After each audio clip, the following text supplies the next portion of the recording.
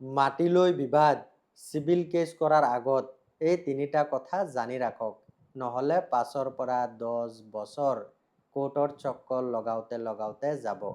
Number 1, সাধাৰণতে মানুহে নথিপত্ৰ বুজি নোপোৱাকৈ আৰু আইনী স্পষ্টতা অবিহনে চিভিল কেছ কৰি দিয়ে আৰু নিজৰ জীৱনৰ 5 পৰা 10 বছৰ তাৰিখতে পাৰ হৈ যায়।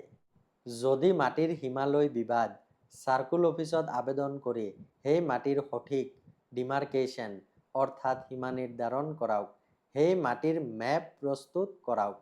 নাম্বাৰ 2, মিউটেশ্যন অৰ্থাৎ নামজাৰি বা ৰেজিষ্ট্ৰি অৰ্থাৎ পঞ্জীয়নৰ নথিপত্ৰ পৰীক্ষা কৰক। মিউটেশ্যন অৰ্থাৎ নামজাৰি আপোনাৰ নামত আছে নে নাই। নাম্বাৰ 3, মেডিয়েশ্যন অৰ্থাৎ মধ্যস্থতাত ফ'কাছ কৰক। চিভিল কেছ কৰাৰ আগত এখন লিগেল নটিচ পঠিয়াওক আৰু মেডিয়েশ্যন অৰ্থাৎ মধ্যস্থতাৰ চেষ্টা কৰক। ইয়াৰ ফলত আপোনাৰ সময়, সম্পৰ্ক আৰু ধন সকলো ৰাহি হ'ব। কথাখিনি সকলোৱে যাতে জানিব পাৰে, ৰীলটো শ্বেয়াৰ কৰিব আৰু মোক ফ'ল' কৰক, কাৰণ সকলো বিবাদৰ সমাধান কোৰ্ট নহয়, কেতিয়াবা আইনী সজাগতাও সৰ্বোত্তম অস্ত্ৰ হয়। ধন্যবাদ।